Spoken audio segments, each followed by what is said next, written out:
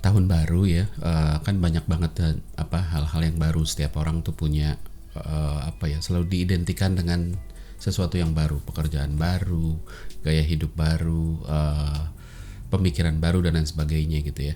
Nah, salah satunya itu yang sering banget digunakan orang, momentumnya itu adalah untuk create resolusi baru gitu ya. Resolusinya macam-macam. Yang paling sering tuh misalnya resolusi hidup sehat gitu ya. Udah deh, nanti mulai tahun baru gue mau mulai punya hidup sehatnya kayak apa gitu. Bisa olahraganya lebih rutin. Pokoknya gue akan sediain waktu 1 jam untuk olahraga. Atau bisa juga makan sehat, gue cuma akan makan makanan yang yang kalorinya terukur, yang lemaknya terukur dan sebagainya. Ada juga yang gue mau fokus pokoknya harus tidur cukup minimal 7 jam sehari misalnya, atau keseimbangan kalori, atau bahkan defisit kalori ya.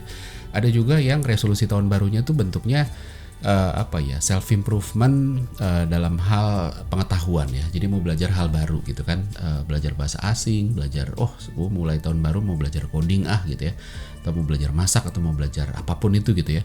Nah, ini sebenarnya bukti bahwa momentum itu penting ya. Yang sebenarnya kalau dipikir-pikir, kenapa harus nunggu tahun baru sih? Kalau misalnya baru kepikir tanggal 20 Desember gitu ya udah lakuin aja 20 Desember, 21 Desember lah gitu ya. Besok kita langsung lakuin gitu. Tapi banyak orang menunda sesuatu untuk mencari momentum gitu ya. Padahal itu tadi gitu, kalau mau ngomong berubah sebenarnya kapan aja berubah gitu, nggak perlu nunggu tahun baru. Nah, tapi memang ya begitulah manusia kita. Jadi kalau kita berpikir dan kita menyadari bahwa otak kita tuh bekerjanya tuh kan sebenarnya dengan merekonstruksi realitas yang ada di sekeliling kita ya, di luar kita gitu ya, direkonstruksi di dalam otak kita gitu kan. Dan rekonstruksi di dalam kepala kita itu nggak bisa lepas dari berbagai macam persepsi, berbagai macam framing dan lain sebagainya. Persepsi dan framing segala macamnya itu adalah bingkai yang memang diciptakan sama otak kita gitu ya. Nah, dan persepsi yang ada di dalam kepala kita itu nggak selalu sejalan dengan realitas di luar. Walaupun di dalam kepala kita perception is reality, artinya apa yang jadi persepsi di kepala kita itu ya itu yang dianggap sebagai realitas, itu yang kita yakini. Misalnya adalah misalnya kita berpikir, kan kita banyak melihat bahwa kotoran tuh warnanya gelap, jarang kotoran warnanya terang gitu. Kotoran tuh warnanya kehitaman, abu-abu, coklat gelap dan sebagainya gitu ya. Nah, sehingga ketika orang punya pasta gigi, ada produk pasta gigi yang gelnya itu warnanya hitam, terus habis itu ada persepsi kotor gitu. Kok pasta gigi kok hitam ya? Kok kita masukin ke gigi, kita mau bikin gigi putih tapi kok warnanya hitam gelnya. Jadi ada persepsi yang terus habis itu nggak sejalan dengan realitas di luar, bahwa persepsi di kepala kita hitam itu warna kotor, sementara itu mau buat membersihkan. Jadi ada kontradiksi. Nah, terus yang kedua juga misalnya produk Cina ya gitu ya. Awalnya kan produk China ini banyak dikenal dengan produk-produk low quality ya, kopian. Jepang bikin apa, Cina bikin, Amerika bikin apa, Cina bikin dan sebagainya. Dan awal-awal motor-motor yang masuk ke Indonesia yang disebut Mochin gitu ya, itu secara kualitas juga dianggap kurang gitu. Akhirnya ini membuat persepsi dan membuat framing di kepala kita bahwa produk Cina itu nggak oke gitu ya. Seolah-olah semua produk Cina itu nggak bagus. Padahal ironisnya iPhone pun yang kita bangga-banggakan ya, itu juga diproduksi di Cina gitu. Jadi kalau dibilang semua produk Cina jelek, nggak juga gitu ya. Dan di negara manapun ada produk yang jelek, ada produk yang bagus gitu. Sampai menariknya ada satu produsen otomotif MG ya, itu kan sebenarnya merek otomotif asal Inggris gitu ya, tapi kemudian diakuisisi oleh perusahaan Cina gitu. Nah, kalau kita melihat bagaimana MG tampil di berbagai macam materi promosinya, dia lebih banyak mengedepankan identitas Inggrisnya ketimbang identitas Cinanya, padahal udah dibuat di Cina gitu ya. Nah, itu tadi gitu. Jadi memang kita harus ngerti momentum pun juga sama, termasuk momentum si tahun baru ini gitu ya. Ini memberikan framing yang bikin otak kita itu ngerasa bahwa ini waktu yang tepat untuk melakukan sesuatu gitu ya. Termasuk ya kita berkasih-kasihan di Valentine, mencatatkan cinta dan sebagainya. Padahal kan nggak perlu Valentine gitu, kapanpun bisa gitu ya. Lebaran bermaaf-maafan gitu ya. Yes, bener, Lebaran itu momen yang paling baik untuk bermaaf-maafan, tapi kalau sekedar memaafkan kan kapan aja sebenarnya bisa gitu. Kenapa kalau memaafkan nunggu ntar aja Lebaran aja deh kan gitu ya. Itu juga yang terjadi dengan resolusi tahun baru gitu. Kapan aja bisa, nggak perlu nunggu gitu. Bahkan perayaan tahun baru pun sebenarnya kan framingan gitu ya. Kenapa hanya pergantian dari 31 Desember ke 1 Januari yang dirayakan seluruh dunia gitu ya. Kenapa nggak tiap hari, atau kenapa nggak setiap dari Minggu ke Senin kita ngerayain kayak tahun baru, atau dari 31 setiap bulan ke tanggal 1 setiap bulan itu dirayain gitu. Karena itu tadi, karena memang framingan kita dan otak kita mempercayainya tuh habis itu diadopsi gitu ya. Nah, bahkan episode ini pun kita bahasin soal tahun baru. Kalau ini tayangnya misalnya di tengah tahun, mungkin hasilnya akan beda karena nggak ada hubungannya, karena momentumnya nggak ada di sana gitu ya. Tapi itu tadi gitu loh, bahwa otak kita itu mempercaya framingan itu amat sangat dan fungsi otak itu, memang otak itu sangat pintar dan diprogram banget sama kita. Jadi kalau kita percaya apa, dia akan ngikut. Contoh misalnya ya, misalnya kalau kita pikirin kenapa ya Indonesia kira-kira, atau kita yakin bahwa Indonesia akan jadi negara berpengaruh di dunia gitu kan. Terus alasannya apa? Kita bisa dengan mudah cari, pertama Indonesia GDP-nya besar, kedua Indonesia punya bonus demografi, ketiga ekonominya kuat, pasar domestik kuat, kreativitas dan lain sebagainya gitu ya. Terus habis itu, tapi untuk pertanyaan yang sama kalau kita balik, ada yang bilang, oh enggak, menurut saya Indonesia tuh susah jadi negara berpengaruh besar. Kira-kira kenapa? Kita juga dengan mudah otak kita langsung cari gitu kan, berbagai macam alasan kenapa Indonesia nggak bisa jadi negara besar. Rakyatnya kurang disiplin, korupsinya masih tinggi gitu kan, sebagian besar penduduk masih berada di kelas menengah bawah gitu ya. Terus kampus terbaik Indonesia pun masih di ranking 200-300an dunia gitu ya, jadi masih jauh gitu ya. Terus orang Indonesia malas, santai, lambat dan lain sebagainya. Jadi apapun yang kita percayai akan men-trigger kita untuk mencari berbagai alasan mengapa itu benar dan mengapa itu harus dipercaya gitu kan. Termasuk fobia gitu kan, orang-orang fobia takut ketinggian. Saya baru pulang dari liburan gitu ya, dari Australia. Terus kalau terbang di Australia itu tipis, hampir nggak ada awan gitu, jadi dari atas pesawat kita bisa lihat ke bawah. Mau dijelasin kayak apapun bahwa ini pesawatnya masih muda, ini airline terpercaya, perawatannya bagus segala macam, tetap aja tetap takut gitu. Orang fobia sama apapun gitu kan, nggak bisa dijelasin dengan akal sehat. Nah gitu dia. Nah, pelajarannya untuk brand apa? Ini pelajaran yang pertama ya, dalam konteks si resolusi tahun baru. Framing itu penting. Framing itu buatan kepala manusia, buatan otak manusia. Jadi framing itu bisa tema, bisa festif, bisa feature, bisa positioning, bisa apapun gitu ya. Nah, termasuk positioning ya. Positioning itu kan kadang-kadang kita cari positioning ya, terus habis itu susah, produknya nggak punya keunggulan gitu ya. Tapi padahal positioning itu nggak harus berdasarkan realitas produk. Artinya ketika produknya nggak punya keunggulan, bukan berarti di benak konsumen terus habis itu tidak bisa dibentuk sebagai produk yang punya keunggulan. Ini masalah framing gitu ya. Kalau nggak pinter-pinter bikin framing, maka kehilangan kesempatan gitu kan. Contoh misalnya, kalau misalnya, ini contoh framing yang benar ya, di brand name gitu ya, brand name Apple gitu ya. Apple tuh kan sebenarnya aneh gitu ya, karena dia dibangun terus akhirnya jadi sesuatu yang menarik gitu ya. Tapi coba kalau kita bikin perusahaan komputer gitu atau perusahaan smartphone terus mau bersaing sama Apple, terus namanya Duku gitu, merek handphone lo apa, Duku atau Blewah gitu kan. Ya itu kan framing juga di benak kita. Blewah itu bukan buah yang seksi, jadi kayak kok handphone kok mereknya Blewah sih, apa kek gitu kan, orange kek gitu kan, apalah gitu ya. Packaging juga sama gitu. Kita lihat ya, brand-brand smartphone kalau jualan produk-produk yang premium itu boxnya biasanya warnanya hitam. Itu pun framingan, karena di benak kita hitam itu eksklusif. Kalau lihat taksi-taksi premium itu sebagian besar warnanya hitam. Karena hitam itu lebih bisa menunjukkan exclusivity, walaupun itu juga framingan.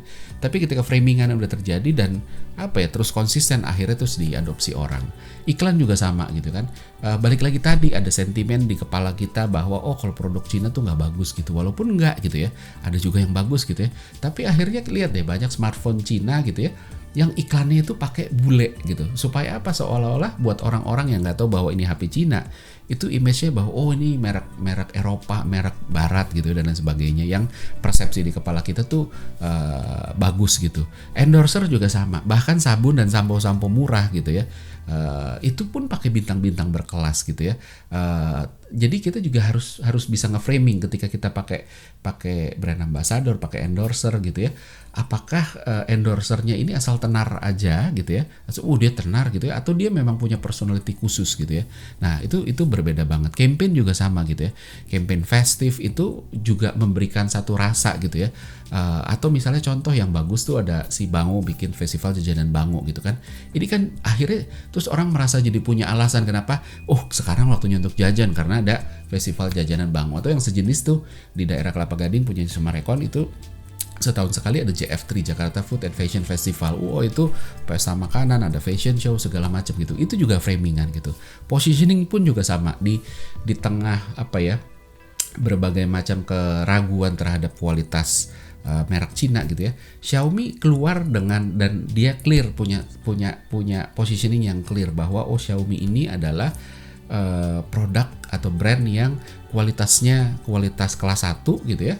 Tapi terus habis itu tapi value for money-nya bagus. Dia clear dibandingkan dengan brand-brand lain yang juga berasal dari Cina yang menghadapi stereotype yang challenging gitu. Nah, jadi framingan, positioningan ini penting juga gitu ya. Toyota sama Honda pun di kelas otomotif kalau dari Jepang clear gitu positioningnya apa. Tapi ada brand-brand yang saya nggak sebut di sini ya supaya nggak tersinggung yang punya. Itu yang kayak positioningnya apa sih, kagok gitu loh. Dibilang bagus enggak, dibilang murah enggak juga, dibilang nyaman enggak juga. Jadi kayak ya udah jadi penggembira aja gitu seolah-olah masuk ke sana.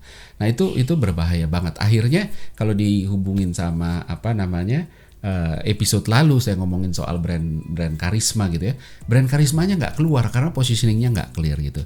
Purpose juga sama, IKEA, Patagonia gitu. Itu brand yang punya purpose. Kita bikin ini supaya bla bla bla bla. Terus si Body Shop juga punya purpose gitu. Jadi ini juga framingan. Nah, jadi brand harus gimana? Yang pertama, brand itu harus punya framingannya. Kedua, dia harus own the momentum gitu ya. Bikin framingan sendiri yang yang memang bisa ngebawa momentum gitu. Atau kalau enggak ride the momentum. Ramadan bikin apa, akhir tahun bikin apa, tahun baru bikin apa dan sebagainya, dan kasih framing yang menarik. Itu yang pertama. Yang kedua, pelajaran kedua adalah dalam konteks tahun baru nih gitu ya. Orang bikin resolusi, orang mau berubah terus habis itu pakai produk kita mungkin gitu. Nah, harus balik lagi rumusnya basic behavior forming lah ya, atau behavior changing gitu kan. Karena kan orang saya mau bikin resolusi tahun baru makanya saya nge-gym gitu. Saya bikin resolusi tahun baru saya adalah belajar bahasa Inggris makanya saya langganan subscribe ke kursus bahasa Inggris yang tak berjadwal jadi bisa sesuai dengan saya gitu ya. Nah, apakah abis itu bertahan apa enggak gitu. Nah, ini orang harus balik lagi gitu bahwa rumus behavior changing itu kan behavior sama dengan motivation dikali ability kali trigger. Jadi ada 3 komponen, ada motivation, ada ability, ada trigger. Momentum itu dan framing itu sebenarnya kasih motivasi. Mumpung awal tahun yuk, ini waktunya kita untuk ngerubah, motivasinya tinggi gitu ya. Sama kayak orang jualan grocery dan F&B di Ramadan. Momentumnya demand-nya lagi tinggi. Jadi kita nggak usah beriklan pun tiba-tiba orang datang beli gitu ya. Tiba-tiba orang cari. Nah, tapi hati-hati, motivasi itu nempel di momentum. Dan momentum itu nggak pernah namanya momentum ya, ada up and down. Ada lagi masuk nih momentumnya, ada yang lagi nggak dapat momentumnya. Nah, hal yang sama juga sama ketika tahun barunya udah mulai lewat. Tahun baru itu kan sebenarnya cuma tanggal 1 gitu. Tanggal 2 masih ada aromanya, tanggal 3 mulai pudar dan seterusnya. Begitu udah tanggal 7 ke atas, tahun barunya udah lewat gitu ya.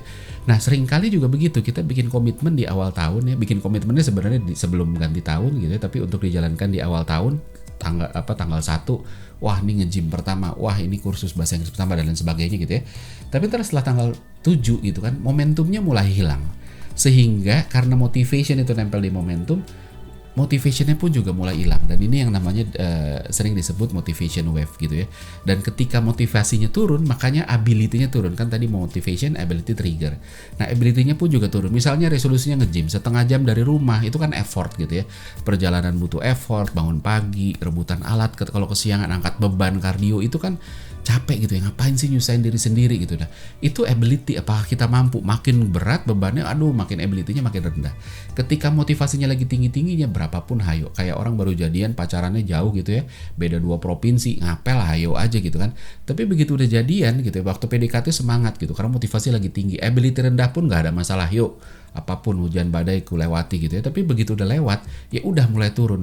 Begitu gerimis nih, mendung nih, aku nggak kesana dulu ya, kan kayak gitu. Jadi itu yang ketika motivasi lagi tinggi, semuanya enteng gitu ya, ability tuh juga ke katrol, tapi ketika motivasinya turun, ability-nya pun juga turun gitu. Makanya resolusi tahun baru banyak yang udah mulai pudar dan cuma bertahan 1-2 bulan aja, setelah itu enggak gitu. Sisanya balik ke yang lama. Nah, banyak brand nawarin paket langganan setahun karena tahu bahwa kita tahu bahwa dia nggak akan bertahan setahun. Kalau kita jualannya cuma sebulanan gitu ya, terus nanti diperpanjang setiap bulan, nanti bulan kedua, ketiga dia udah nggak perpanjang, atau 3 ke 4 dia nggak perpanjang. Makanya udah deh dikunci aja setahun gitu ya.